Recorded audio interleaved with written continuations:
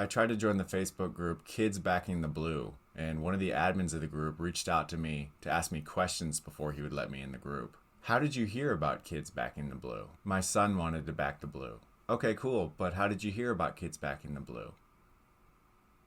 Okay, cool, my son wanted to back the blue. I think that is awesome, sir, but how did you hear about the group? I heard about it. My son did. Okay, how did he hear about it? Who? So can I join? How did your son hear about the group? Oh, sorry about that. Yes, my son. He heard about the group. How did he hear about it? Who? Have a good night. Who, me or my son? I joined a pro-Confederate flag Facebook group with my profile Peter Withers, and when somebody posted a picture of their friend's baby on top of a Confederate flag, I commented, "Aw, a little slave owner baby. It's so cute." And somebody responded and said, "If you hate the Confederacy, why are you in this group?" What do you mean? I said the baby was cute.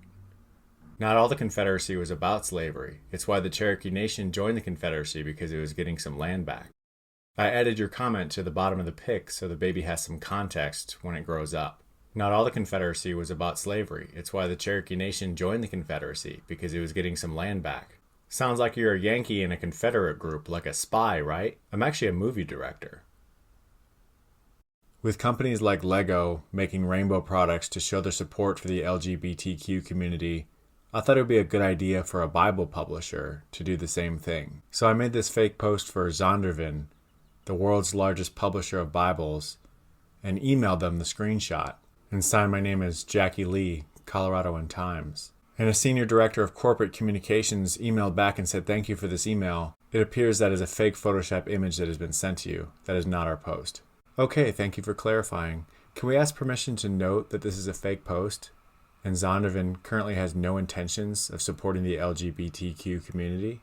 We haven't made this public yet, but just want to confirm with you before we do so. Bible publisher Zondervan announces it has no plans to support the LGBTQ community with Rainbow Bible. And they emailed back, "Jackie, I'm a bit confused on your story. You sent us a fake post. We confirmed it was fake. There is no announcement." Okay, thank you for clarification.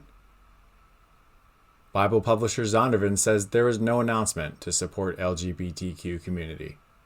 Chick-fil-A is still donating to anti-LGBTQ organizations, and Burger King isn't. They're doing the opposite. So I emailed the CEO and chairman of Chick-fil-A, Dan Cathy, and said, "Hi Dan, we saw this Chick-fil-A Pride logo and just wanted to confirm its authenticity before we run our story." And signed my name as Jackie Jones Lee, Colorado and Times. And he emailed back and said, "This is not an authorized use of our registered trademark." Thank you, Dan. We have adjusted the trademark to reflect an authorized version. However, we noticed that you sent this email on Sunday. This is not an authorized use of the Lord's Day. Since both you and the trademark are not authorized, we've combined you, and we'll be publishing this in our story. We've CC'd Burger King on this email. I emailed Hobby Lobby a rainbow version of their logo and asked them to confirm whether or not it was theirs or not, and signed my name as Jackie Jones, Colorado and Times. And they emailed back and said, "Hello, thanks for checking. This is not an approved Hobby Lobby generated logo. Thank you for clarifying. We have amended the logo and will be running our story on Hobby Lobby's non-approval. Hobby Lobby does not approve." So Dr. Oz is listed as a keynote speaker at an event for the Direct Selling Association, which is basically just like a conglomerate of all those multi-level marketing companies.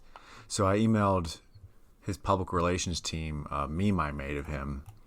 Said, "Hi there, we saw the announcement from the DSA about Dr. Oz's speaking engagement. Just want to confirm this quote from him that was sent to us," and signed my name as Jackie Jones Lee, Press Relations, Colorado and Times. And somebody named Sherry emailed back and said it all sounds and looks completely fake. They approve all the marketing, PR, social media materials, and none of these has ever crossed their desk. So Dr. Oz's website is droz.com, but droz.org was available on Google for $12. So I made a Dr. Oz email account and signed my name to look very similar to Sherry's email signature, Ryan Harrison, The Dr. Oz Show. And then I emailed the Direct Selling Association events person, and I pretended to copy Sherry in this email with an email that looked just like hers, and said, Sherry and I are both confused about how this quote made it onto the DSA website. Would you mind taking it down? And it's from their website, Dr. Mehmet Oz, surgeon and television personality, author of Pyramid Schemes Are Bad for Your Health. And they emailed back and they asked, is the issue with the image or his being listed as a speaker? So I responded, our issue isn't with his being listed as a speaker. It's that the image neglects to include that he is a best-selling author, not just an author. He also directed a hit movie. Then the Ryan Harrison Dr. Oz account got copied on an email from someone at the Direct Selling Association saying they spoke to Oz. Hope all is well with you. I just spoke to Oz. Trying to work to figure it out. Then the next email I got was from Sherry. Hey Ryan, I'm actually the confused one as to why you would misappropriate yourself and have the audacity to use my name in an email and fake copy me as if we know each other. Meanwhile, you don't even know me or work with me or for Dr. Oz. You will be hearing from our attorneys. In the meantime, kindly do not ever use or type my name or Dr. Oz's name ever again. So I emailed back, hello person whose name I cannot type. You can tell your attorneys not to waste their time sending a cease and desist. I won't be sending an email from this domain ever again. It will be deleted immediately. And since I can't type the other doctor's name, here's a quote from Dr. Phil. Pyramid schemes are bad for your health. A couple days later, Sherry followed up with Jackie to confirm that this is all just a scam and to have a good weekend. Oh, I totally understand. One of my friends tried to rope me into one of those multi-level marketing schemes. I can't stand scammers. Hope you had a nice weekend. Frito-Lay workers are going on strike because of poor working conditions in the factory they work in. The workers are saying they've been working 84-hour work weeks, they've received barely any raises, and someone's even complained about having to move a dead body in the factory so they could continue working.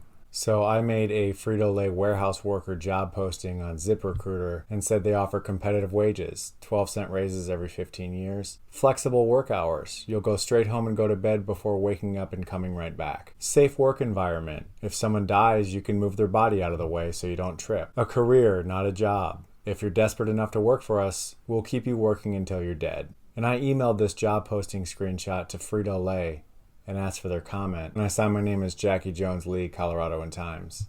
And they responded and said it's not an accurate job listing. To go to their website and they pay between $18 and $34 an hour. So I emailed back, thank you. The following will be added to the article. When we reached out to Frito-Lay for a comment on wages, they stated, when asked about the dead bodies, no comment was provided. And they emailed back, your previous inquiry did not mention anything about dead bodies.